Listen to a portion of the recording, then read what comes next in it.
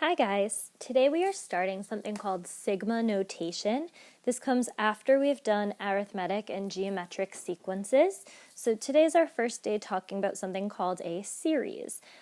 This symbol that we're going to be talking about today, you may have seen it before. It's the Greek letter sigma. And in math, sigma has a special meaning. In math, sigma means to add things up. And when we talk about addition in math, we think about the word sum, so that's why sigma means sum or summation notation, because we're adding together all of the different things that come out of our sigma notation. Now, there's a lot of different pieces that go into this sigma notation, but this example below is kind of what your problems are going to look like. So we're going to start with the green piece, and the green piece is talking about something called our lower bound. So let's write that inside of the box, and then I'll explain to you what our lower bound tells us. So my x equals 2 is my lower bound. This x equals 2 is going to be the lowest number that we are going to plug into our equation. So it's the lowest number to plug in. And when I say to plug in, I just mean to substitute into the x value of our equation.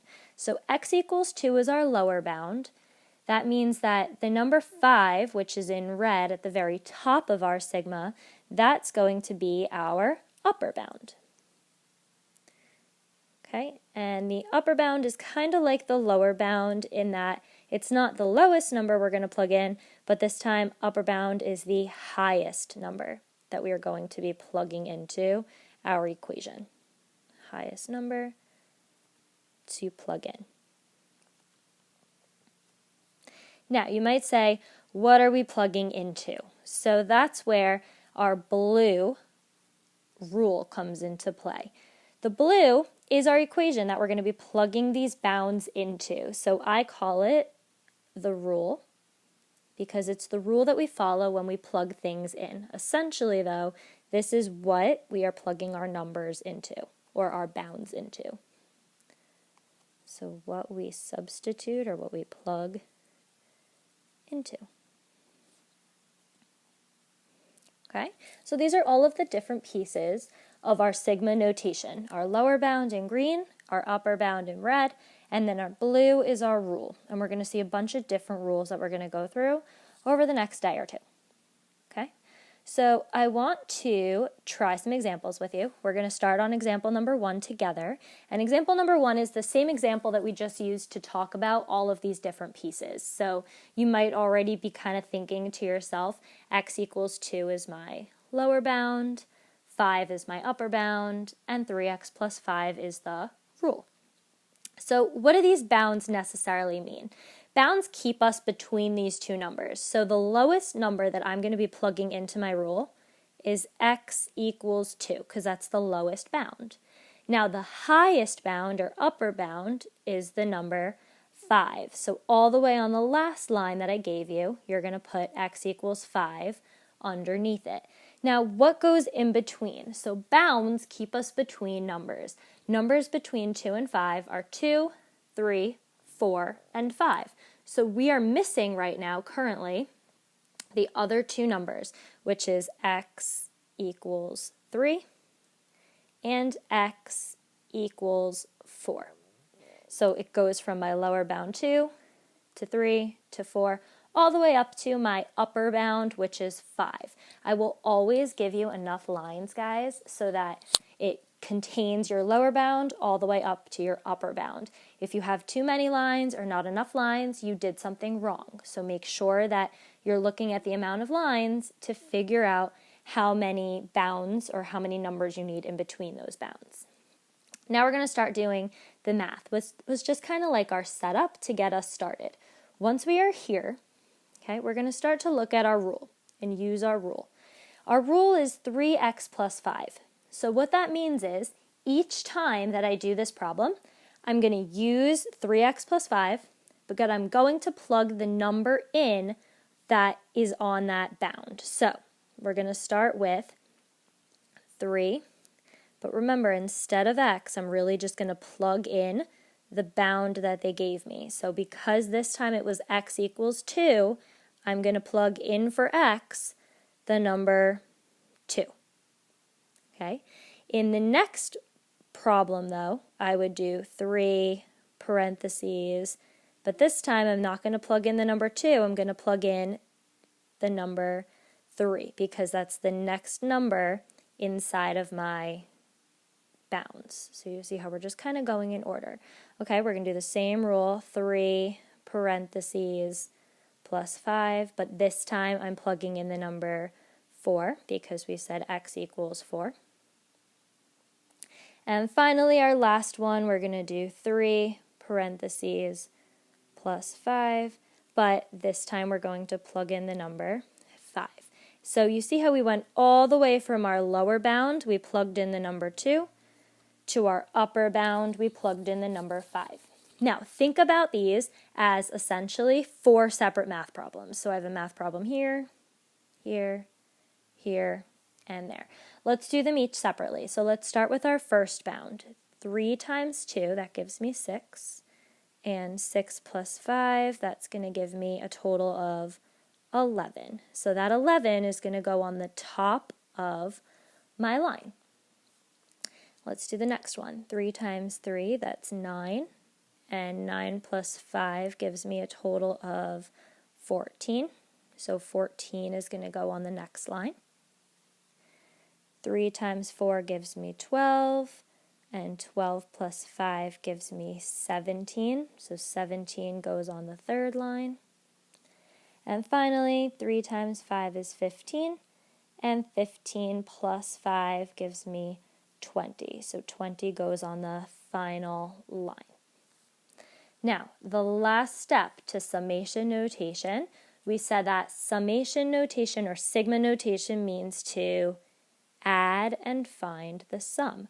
So we are going to add up each of these 4 numbers that we got, and it was 4 because our bounds went from 2 to 3 to 4 all the way up to my upper bound, which is 5.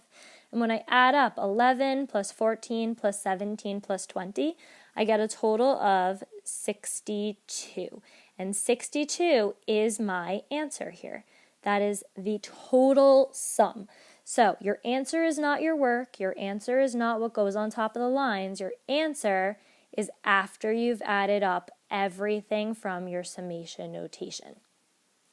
Okay? I want you guys to use this slide and this example to help you with example number 2, please. And when you're ready, you're going to come back to the video and do example number 3 with me to help you with the next one, okay? If you have any questions on this, again, please log on to Zoom so I can help you with it. If you're ready to move on, we're going to go for example number 3. So example number 3 starts out the same way. We have our lower bound, which in this case is x equals 0. So that's going to go on my first line. And then it goes all the way up to my upper bound, which is the number 4. So x equals 4 goes on the last line. And then we just want to fill in those remaining lines with the numbers between the lower bound and upper bound. So after 0 comes x equals 1, and then x equals 2, and then x equals 3, and finally that brings us to x equals 4. Just like I said, you'll always have the correct amount of lines. Okay, so that's kind of a nice way to know that you're doing it correct, that you have the numbers that you need to plug in. Then we can start by going to our rule. In this case, our rule is just x squared. So that means we're taking the number that's underneath my line. In this case, oopsies, my first one is really just the number 0. But I always like to do it inside of parentheses. And I'm going to plug in the number that's what x equals. So in this case, x is equal to 0. And we're going to do the same thing for the next one. Something squared, but this time because we said x equals 1, I'm going to plug in the number 1. The next one is for the number 2, so I'm going to plug in a 2. The next one we're going to square x equals 3, so I'm going to plug in a 3. And finally, for the last bound, x equals 4, so I'm just going to plug in for x the number 4. So each time all I did was took whatever that x value was and just plugged it directly into wherever x was in my rule. Okay, again, I like to think of them as totally separate math problems. So don't do them together, do them each separately. So we know 0 squared is really just 0. 0 times 0 is always 0.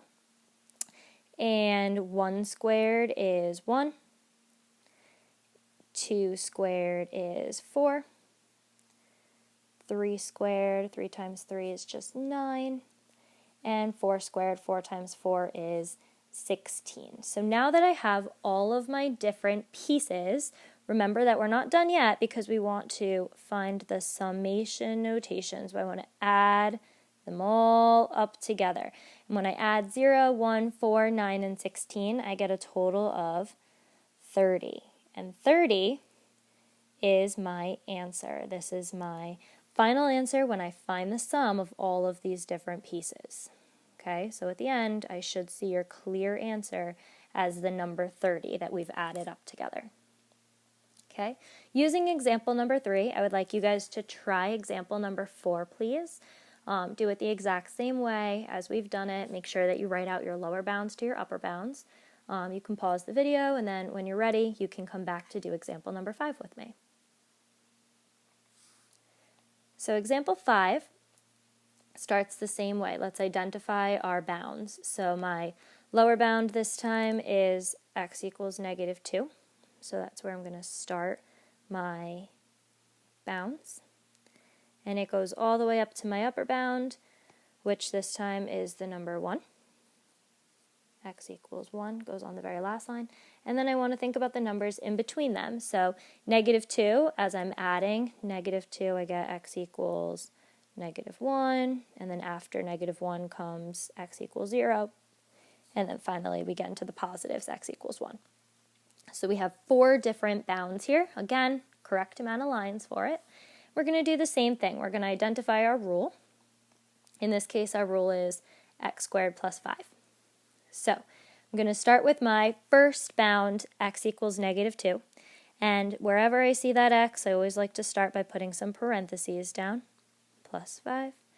And because we said x equals -2, inside of those parentheses is going to go the number -2. Okay, we're going to do the same thing here, but this time instead of x being -2, we said x is equal to -1. So inside of my parentheses, I'm going to put a -1. Next one, same thing. This time x is equal to 0, so inside of my parentheses I'm going to put a 0. And finally, our upper bound is 1, so we're going to plug in the number 1 because x is equal to 1 for my upper bound. Okay, from here we treat them all as if they're totally separate problems, and we're going to do them out separately. So let's start with the first one. Remember that, and this is very tricky for a lot of people, when you square a negative number, -2 times -2, really get a positive number. So -2 times -2 is 4, positive 4, plus 5, and 4 plus 5 gives me 9. So 9 goes on my first line.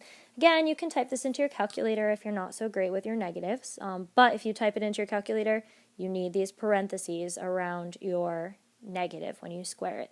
Okay, -1 squared is -1 times -1, which is positive 1, and positive 1 plus 5 is 6. Next we have 0 squared. 0 times 0 is 0, and 0 plus 5 is just the number 5.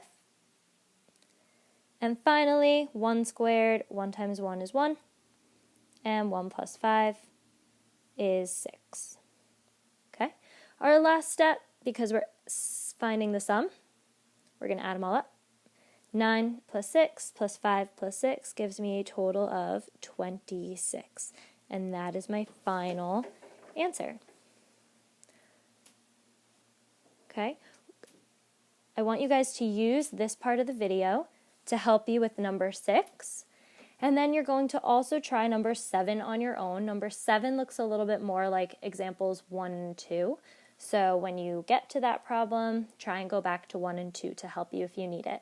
Again, I'm available on Zoom, so if you need any help from 10:30 to 12 o'clock, everything is on Classroom for your information to log on to there, okay?